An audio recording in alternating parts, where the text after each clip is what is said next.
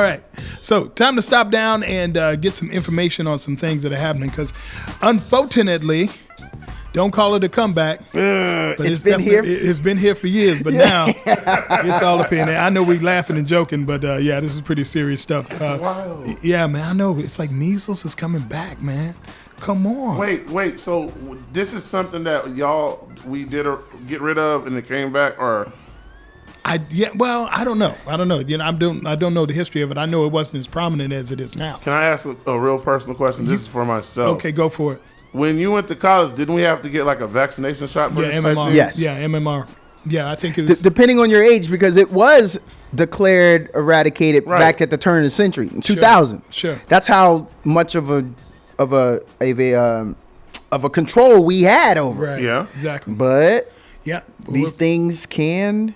But that's in America though. Worldwide is something different. And you got to remember that part. Exactly. Okay. Well, we're going to be talking with Dr. Desmar Walks about this situation. We've got some pretty serious questions because, unfortunately, the outbreak has affected, if I'm not mistaken, San Antonio, San Marcos. So somebody was in San Marcos. It affected Buc-ee's. Yeah. The city of Buc-ee's. The city of Buc-ee's. Yeah, man. The whole, an entire Buc-ee's. Yeah. The biggest gas station ever. I'm going to stop. I'm man. frustrated. Oh, it's crazy. already. It's crazy. But let's welcome Dr. Desmar Walks to the program. Good morning. How are you? Hey. Good morning, everyone. How are y'all? We're doing You're good. doing good. Thanks for being on. We appreciate it. Thank you for having me. Oh, you're welcome. Okay, so let's talk about what's going on with this measles outbreak, and it looks like, from what I understand, it's affecting the Austin, San Antonio, Central Texas area, San Marcos, I think. Well, the outbreak started out in Panhandle and Gaines County, and then it spread to surrounding counties. We've now got 124 cases that have been reported to the Department of State Health Services with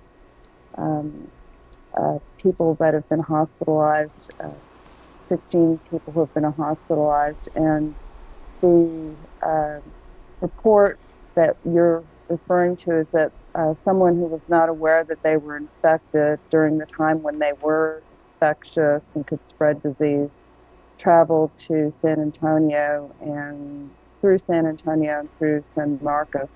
There are no cases that have been reported yet in the counties that person traveled through, but because measles is so infectious, because it can spread so rapidly, those health alerts were put out in those counties where that person was traveling through. Wow, that's crazy. If you could do me a favor, just bring your microphone up there, the part of your microphone there. Yeah, just a little bit closer. Yeah, sure. There we go. Yeah, we want to make sure we get that information out. Yes. Yeah, man. Are there certain communities or age groups that are more vulnerable to this outbreak than others? People who are unvaccinated or under-vaccinated are more vulnerable. It can affect people who are elderly and people who are very young, like children under the age of 2, who are not fully vaccinated. 2 doses of vaccine gives good protection, 97% protection against the illness. There may be some 3% or so that may get a milder form of the infection and won't be able to pass it on to others as much because they are vaccinated with the 2 doses. So really trying to get the word out to people that if you've not been vaccinated fully and don't have those 2 doses of vaccine on board, go get that second shot. Wow. Okay. So mostly young people are, would you say young people as opposed to someone who's older are getting probably a little bit more affected? In the current outbreak, it's more prevalent in people that are under the age of 20. Oh. Hey, this is Dapper D. So how effective is the measles vaccine, and how long does the immunity last? The immunity is long lasting, and it is 97% effective after 2 doses of the vaccine. So it's really an effective vaccine, and we're really encouraging people who are not vaccinated fully with 2 doses of vaccine to go contact their healthcare provider and go to get a vaccination shot. And if the provider doesn't have vaccine, get an order from your provider to go get the vaccination shot at the pharmacy. So, can we talk a little bit of prevention? How can measles be prevented for those of us who our hair's on fire right now? We're hearing measles. It's a 5-alarm fire. We don't want to go anywhere and touch anything after coming out of COVID. How can it be prevented? The best way to prevent measles from spreading in our community is for people to get vaccinated. The measles itself is spread by droplets, respiratory droplets from somebody who's coughed or sneezed and put those droplets out in the air. And those droplets then ending up in your airways, in your upper respiratory tract. And those droplets can remain in the air for up to 2 hours after the person has left the area. Wow. The infected person has left the area and survive on surfaces. So, those things we heard back in the day where wash your hands regularly, cover your coughs, sneezes. Yes. Stay home if you're sick. Don't touch your face. Yes. If your hands aren't washed. And then,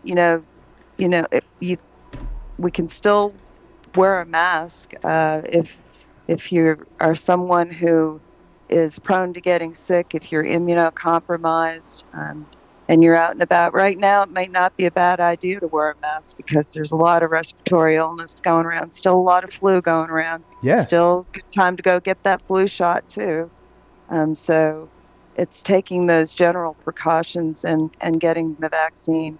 As you said earlier, we had eradicated measles through the vaccinations back in 2000, and we've had more and more cases year over year because people started, not staying up to date on the vaccine. But this is a wake-up call. Let's go ahead and get that shot. I have a question for you. This is Simply Courtney, by the way, one of the members of the Morning Grind. Good morning. Hi. Hey, Hi, so good morning. question I had was, all right, and you may have covered this a second ago. Somebody went to college fairly recently, like in the last 10 years. When I had to get vaccinated to go to school to live on campus, did that cover what's currently happening now?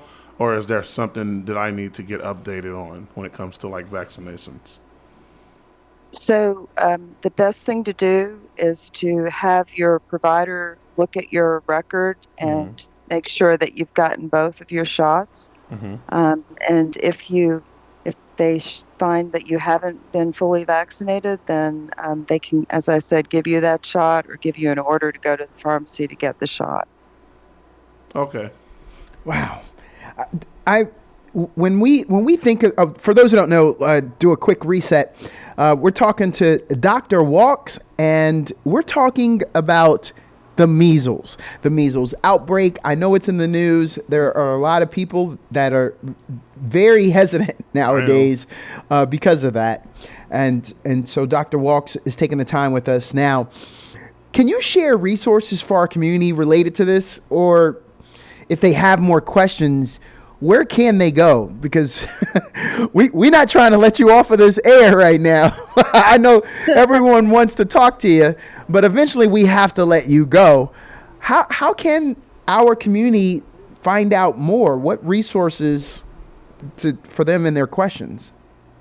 So we have several providers, doctors, and pharmacists across the community that are happy to answer questions about your whether or not you need a shot. Your doctor can check and see if you've had your shots. And we have resources, of course, at Austin Public Health on our website. we'd be happy to serve those in our community who are uninsured or underinsured at our Big Shots Clinic or Shots for Tots clinics. You can call to make an appointment or go online. And then you can always go to reputable websites and resources online to get more information, to see about what we are talking about here today. The measles vaccine has been around a very long time, and we've had a reporting system across the country to monitor for its safety, and it is safe. It is not related to causing any thing that we have, heard in some of the rumors that have been circulating. We know that our grandparents got it. Our parents made us go get the shots when we were young, and we eradicated this back in 2000. So we can do it again. We can get that protection up. Right now, we have no cases of measles reported in Austin Travis County, and APH has been monitoring for this for all the time. We do, because measles is a reportable condition, but we have no cases reported here at this time, and we are on it. And we need everybody out there listening to be on it too, and go get those shots, so that we can keep this from being a problem here in Austin Travis County. Dr. Walks, we appreciate your time. I know a lot of people are breathing a little bit better. I know some of the things that you said, they did give me a little bit more of heightened awareness, knowing that these droplets could last in the air for 2 hours, you said. But this is where they all want to know. Where can I walks myself into, and my family, my neighbors, and get a vaccine? You can go to a local pharmacy, get an order from your provider to get a shot. If you don't have insurance or you're underinsured, we have vaccine here at Austin Public Health, at our Big Shots Clinic, and at for adults, and our Shots for Tots clinics. And you can go online and make an appointment or give us a call. And thank you for giving me the time to talk about measles this morning. Thank you. Sure. Thank you. Yeah, I think this has probably been, freaking people out a little bit, because it's been a while since I've heard the word measles. You know what I mean? So so it's got us out. Yeah. But the thing about it is, I think information that's given, correct information, helps to ease the tension and all of that good stuff. So Dr. Walks, we certainly appreciate you joining us this morning. Thank you so much. Any other information you want to give us before we let you go?